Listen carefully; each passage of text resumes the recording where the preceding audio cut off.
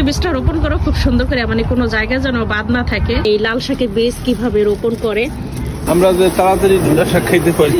লাল শাকের দানাগুলি সুন্দর লাল না, বুদ্ধি আছে তোমার অনেক। মিক্স করে ঢেকে দিতেছি। এই নাও চা খেয়ে নাও। এই যে দেখেন আপনাদের ভাইয়া কিভাবে করতেছে। তুমি লাল শাকের বীজ কিভাবে ফালাও, তো সুন্দর ভাবে বানায় দিতেছে শরীর। এই যে ওর পাপা ঝরঝরা করলে ফলন ভালো হয়। সবাই মাশাআল্লাহ বলবেন আমার বাগানটা দেখে। সমতল করে দিতেছ না, একবার হলো একটু মাশাআল্লাহ লিখে যাবেন।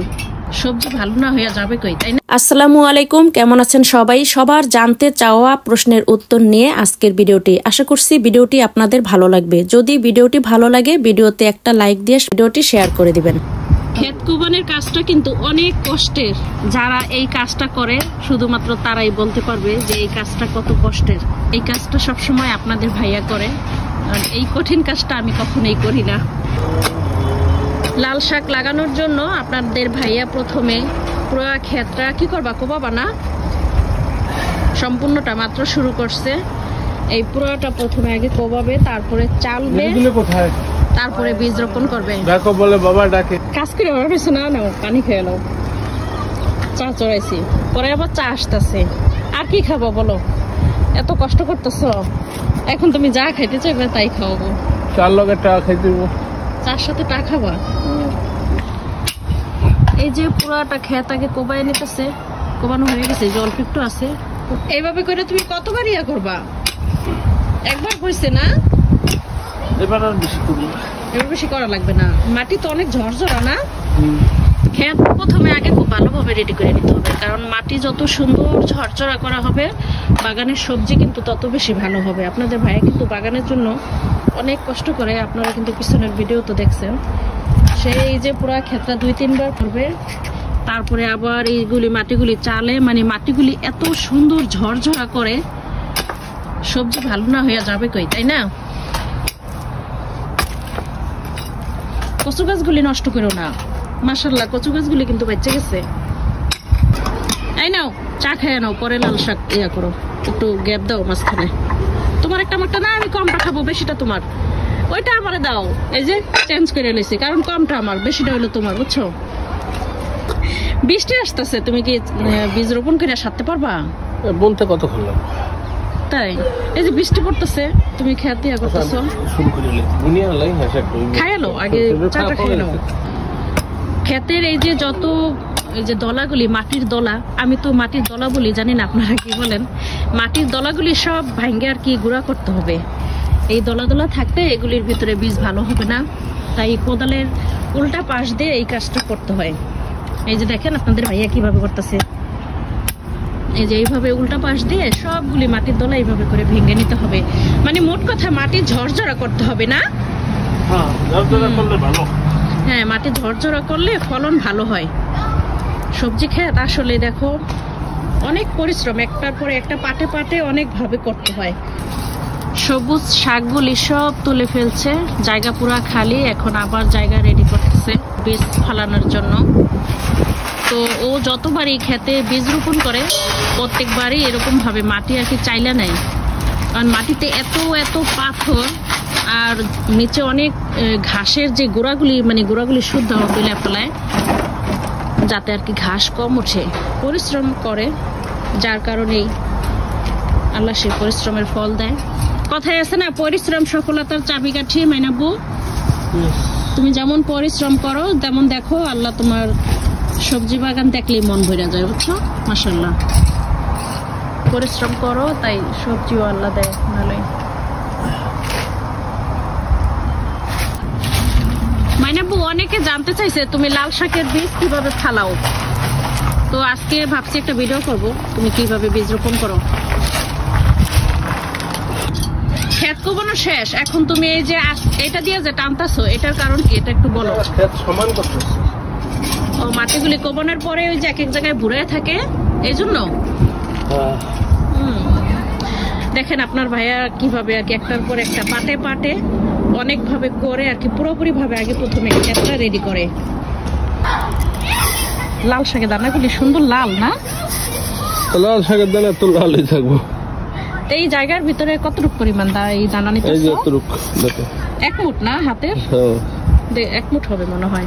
এই যে দেখেন আমাদের জায়গা মাশাআল্লাহ কম না অনেকখানি, তো এই জায়গার জন্য আর কি 1 মুঠ দানা নিল। এখন কি নিতেছো?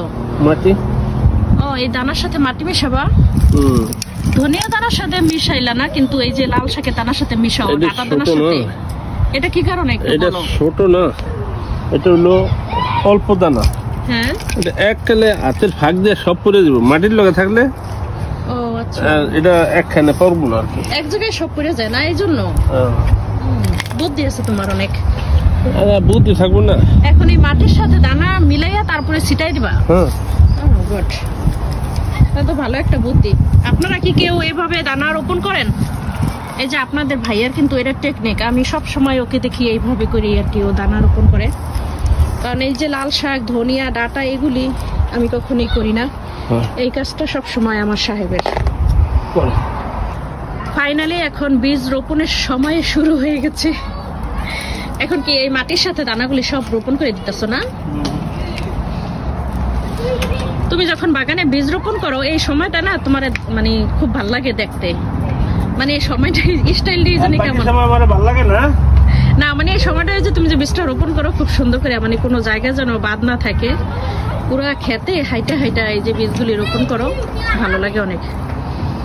এই যে খুব সুন্দর ভাবে হাতে আর কি অল্প অল্প করে নিয়ে পুরা বাগানে ছড়ায় ছিটাই দিতে হবে, যাতে সব জায়গায় আর কি খুব ভালোভাবে বীজ বাগানে পড়ে। কারণ যদি এক জায়গায় হয়ে থাকে তাহলে দেখা গেছে এক জায়গায় ভরে থাকবে। আমরা বাগানে কাজ করতেছি আমরা দুইজনে, আর ওই যে আমাদের বাচ্চারা ওদিকে খেলা করতেছে, কারণ বাচ্চারা বাইরে আমাদের সাথে নিয়ে আসি, ওরা ওই সময়টা বাইরে খেলা করে। ঘরে থাকলে দেখা গেছে ওরা যে কোনো ডিভাইস নিয়ে ঘরে বসে থাকবে, তো আমরা যখন বাইরে থাকি তাই ওদেরকে দেখার জন্য কোনো ভয় থাকে না, এই সময়টা ওরা বাইরে থাকে আমাদের সাথে। ওই যে ওরা খুব আনন্দে ক্রিকেট খেলতেছে মিলে মিলে। বাবাই কাজ করে কত হরান হয়েছে, এখন ছেলে কি সুন্দর যত্ন নিতেছে দেখছেন? এই যে দেখেন কত সুন্দর ভাবে বানায় দিতেছে শরীর। এই যে ওর পাপা ক্ষেত রেডি করতেছে বীজ রোপণ করার জন্য, এখন চা খাওয়ার জন্য ব্রেক নিতেছে। এইদিকে এই যে ছেলে কত সুন্দর যত্ন করতেছে, মাশাআল্লাহ। বাবা এই যে আমার ছেলে, বাবা আমার খুব যত্ন করে মাশাআল্লাহ। এই দেখো মেয়াদে কত কেয়ার করে আমারে, দেখছো দেখছো? তুমি করো তোমার বাবারে এরকম কেয়ার করবা বাবারে, ঠিক আছে?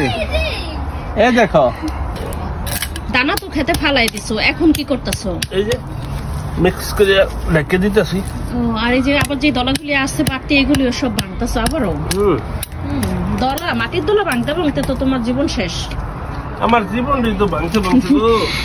এই যে আপনাদের ভাইয়া এই যে যেইভাবে আর কি সব সময় বাগানে সবজি এই লাল শাক রোপণ করে, সেই আর কি পুরাটা ভিডিওটা আপনাদের সাথে শেয়ার করলাম। কারণ আপনারা অনেকেই জানতে চেয়েছেন যে এই লাল শাকের বীজ কিভাবে রোপণ করে, তো উত্তরে তো আসলে পুরো ডিটেলস বলা যায় না, তাই ভাবলাম আপনাদের জন্য সুন্দর একটা ভিডিও মেক করে ফেলি আপনাদের ভাইয়াকে নিয়ে। আপনাদের ভাইয়া ভিডিওতে আসতে চায় না ভিডিওতে, কিন্তু এই যে জোর করে নিয়ে আসছি, বুঝছেন? তুমি কিছু বলতে চাও লাল শাক নিয়ে? আর কোনো গোপন কোনো টিপস আছে তোমার? নাই? এই তো আপনাদের ভাই আর কি সবসময় যেভাবে করে, এই যে দেখেন মাশাআল্লাহ এই পাশের আমার এই যে লাল শাক কিন্তু ক্ষেত ভরা এখনো আছে, তো এইভাবে করেই রোপণ করে। আর এখানে কিন্তু আপাতত কোনো সার দেওয়া হয় নাই, কোনো সার দিবে না। তো আমি ঘরে কিন্তু ডিমের খোসা, চা পাতার চার যে লিগার আমি কিন্তু কখনই ফালাই না, আমি সব সময় শুকাইয়া এই বাগানে যত শীত হোক গরম হোক মানে সব সময় আমি আর কি বাগানে ছিটাই দেই। শুকানোর পরে যখন শুকায়া অনেকগুলি আমার ঘরে জমে তখনই আমি বাগানে দিয়ে দেই, এটাই হলো আমার অর্গানিক সার। আর ঘরের যত রান্না বাড়ার সবজি ওইগুলো ফালাই না, সব পচাইয়া তারপরে খেতে দেই। আর এখন তো গরমের দিন, এখন ওইগুলি সব আমি পানির ভিতরে ভিজায় রাখবো, ভিজায় রাখার পরে যে অর্গানিক সার তৈরি হবে সেই সার আর কি এই বাগানে ছিটাই দেবো। তো ওই অর্গানিক লিকুইড সার আমি কিভাবে তৈরি করি ওইটা নিয়ে একটা ভিডিও আমার পেজে অলরেডি আছে, আপনারা চাইলে সেই ভিডিওটা দেখে নিতে পারেন। এই যে দেখেন মাশাআল্লাহ বাতাসটা এত ভালো লাগে যখন ছাড়ে, গাছগুলি খুব সুন্দরভাবে দোলা দেয়, অনেক ভালো লাগে। সবাই মাশাআল্লাহ বলবেন আমার বাগানটা দেখে। একবার হলো একটু মাশাআল্লাহ লিখে যাবেন। এটা কি সর্বশেষ? ফিনিশ। এই যে এখন একদম সর্বশেষে একটা আশ্রা দিয়ে মানে একদম মাটিগুলি খুব সুন্দর করে আর কি সব সমানভাবে সমতল করে দিতেছ না? সব সমতল করে দিতেছে আর কি। সর্বশেষ এখন আমি খেতে আমার বীজ বপন হয়ে গেছে, এখন আমি একটু পানি দিয়ে ওইটার একটু বসায় দিব। শেষ, একটু পানি দিলে ওই জিনিসটা বসে থাকবে, বসে পড়বে। এই যে এখন আর কি আপনাদের ভাইয়া সর্বশেষ আর কি যে পানি দিয়ে দিবে। বীজ রোপণ করার সাথে সাথে পানি দিতে হয় না? দিলে একটু ভালো হয় আর কি। আর পানিটাও একটু বেশি করে ক্ষেত ভিজায় দিতে হয় যাতে আর কি দানাটা মাটির সাথে মিলে ভিজে যেন মানে তাড়াতাড়ি বসে আর কি খেতে। হ্যাঁ, আর কি দানাটা ফাইটা তাড়াতাড়ি গাছটা বড় হয় না? ওকে, তো আজকের ভিডিওটা এ পর্যন্তই। ভালো থাকবেন সবাই, দোয়া রাখবেন আমাদের জন্য। পরবর্তী ভিডিওতে দেখা হবে নতুন কিছু নিয়ে। তো আজকের ভিডিওটা কেমন লাগছে বলতে কিন্তু ভুলবেন না। আমরা যে তাড়াতাড়ি খাইতে পারি। হ্যাঁ, তো বাই বলে দাও সবাই রে। বাই বাই, আসসালামু আলাইকুম।